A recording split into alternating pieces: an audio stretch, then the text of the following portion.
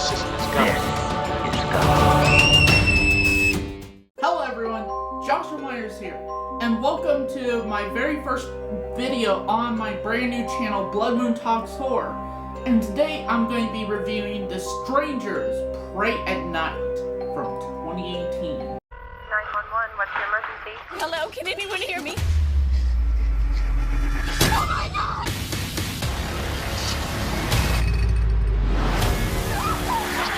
Why are you doing this to us?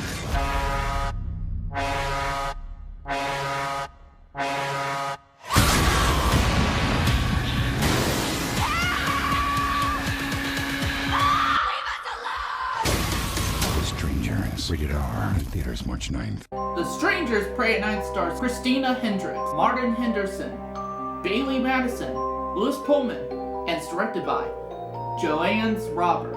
The plot of The Strangers Pray at Night is that a family's road trip takes a dangerous turn when three uninvited guests pay them a visit and test their every limit. Now, before I get really into this review and that, I would like to say I have seen the original The Strangers, and I did review it on my old channel.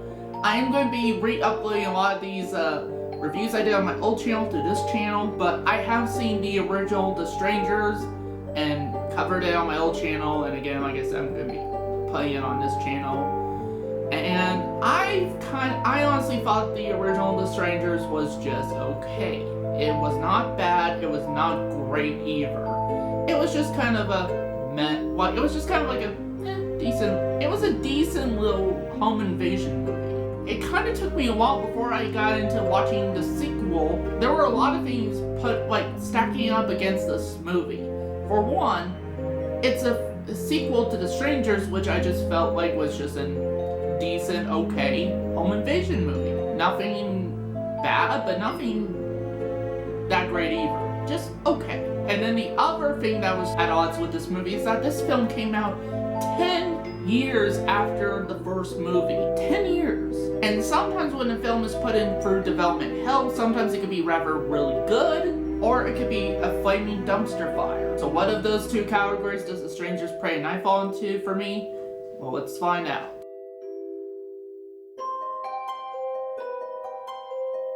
Okay, first of all, I actually like the story this time around. So sure, it kind of follows some of the same kind of patterns as the first film. Three killers kind of show up uninvited to a family's home or whatever, and then starts kind of messing with them and, you know, torturing and killing them one by one. That's what we saw with the original The Strangers. The plot is basically the same thing.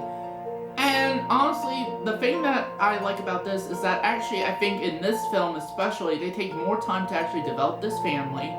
You know, I feel like you really do care for this family, and I did care about this family. There's a lot of time developing this family.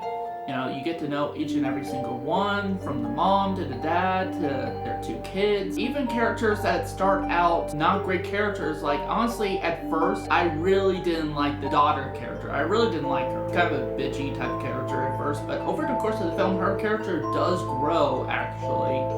And I really ended up liking her in the end. I cared for this family. No surprise here, I shouldn't put spoilers for this, but some of the family members do die in this movie. When the first one does die, I legit was surprised actually, because how long they hold off on it and just the way they displayed it and everything. I was shocked actually, and I was sad. Like I felt, you know, sad that that character had died, you know, and I felt that way throughout each of, you know, I felt like, and especially after that, more so, I felt worried for these characters. I was hoping, you know, I was rooting for them to kind of make it out in the end. And again, like I said, most of them do not. In fact, to be honest, I didn't exactly knew who was going to survive in the end, and I will admit, a bit of me was kind of surprised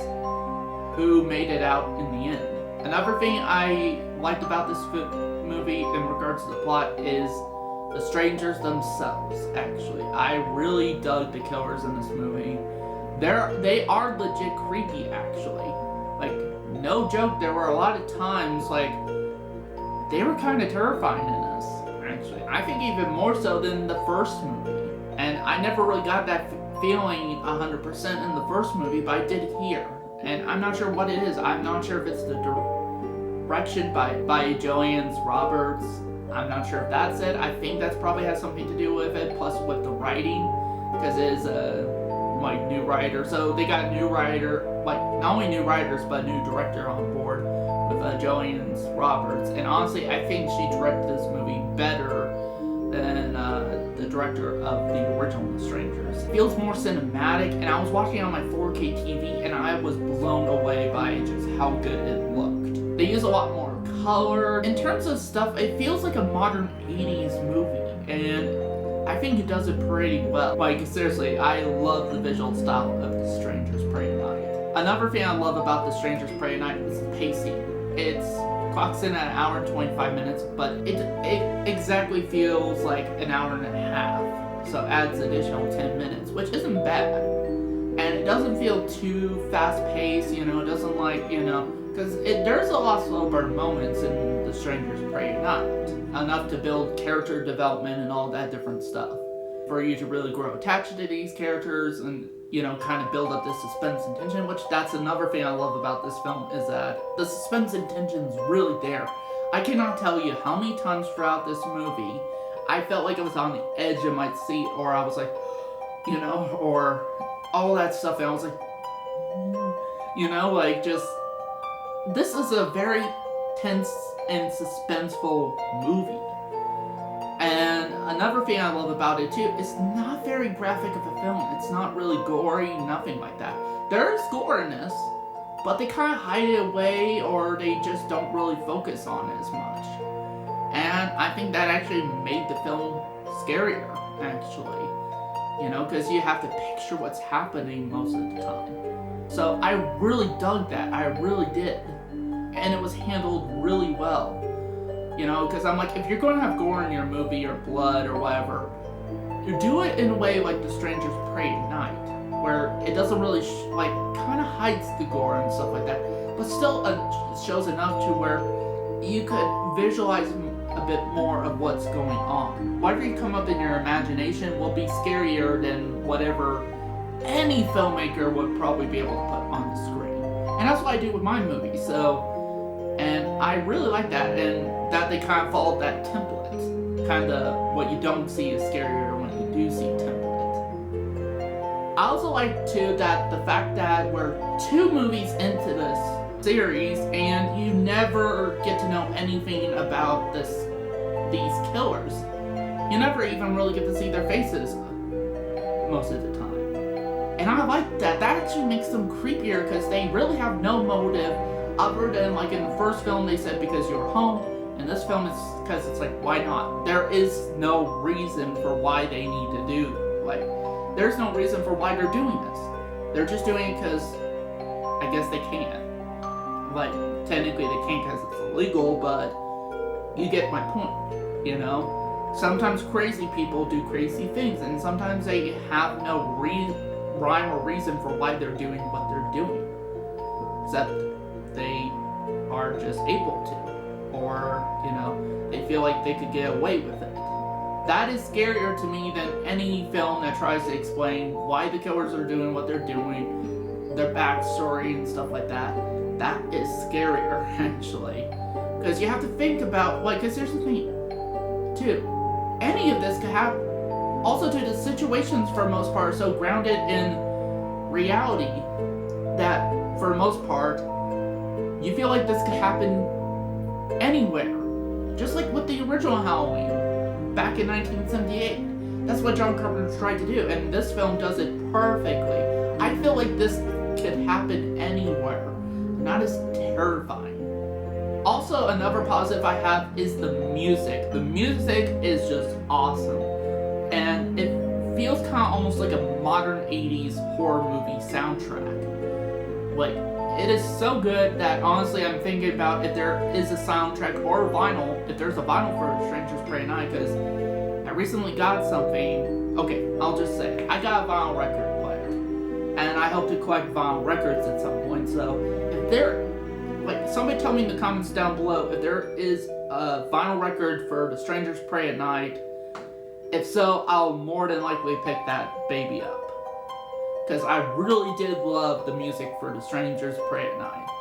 It's actually up there with some of my favorite horror movie scores of the last decade, actually. Like in regards to modern horror movies. Oh, and also another thing I would like to say in my positives, I forgot to mention this, is that I really like the fact that there was barely any jump scares. I counted, I think there was a total of 3 jump scares throughout the entire movie, and even then I wouldn't even consider like the traditional jump scare. You know, some of them actually got me, actually. I'm not gonna lie. And honestly, that's kind of it in regards to my positives, because I feel like I could keep on talking about these positives as much as I want, because honestly there's a lot of things to talk about that I really love with this movie. But unfortunately, there's a few things that I'm kind of gripes with this movie, like kind of a few minor nitpicks. So let's go into my negatives.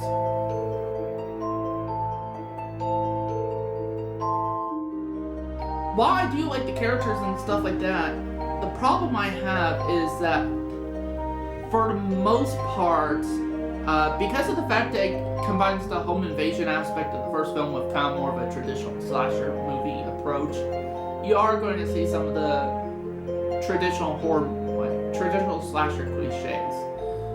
You have these characters sometimes making really stupid decisions at times, although not as bad as other slasher/horror movies, especially modern day horror movies. So I'll give them that, definitely. It still was enough to where I cared about the characters. Lowered my rating for this film a bit. So that's it for my negatives. Let's move on to my rating, shall we? So with that said, I'm going to give The Stranger Pray at Night a 4.5 out of 5 stars. Man, I honestly really love this movie. I only have one negative with this film, but even it's like a nitpick, you know. But because I did notice that, that's why I gave a 4.5 out of 5 stars. If I did not notice that, if it was like something I could kind of forget about and stuff like that, or, you know, this would have been a 5 out of 5 star movie. I really love The Strangers Pray at Night. Because here's the thing, I never thought I was going to think that with this film, you know, because I thought the first one was just okay, you know, it was just a decent little home invasion movie. And that's all I really thought towards it.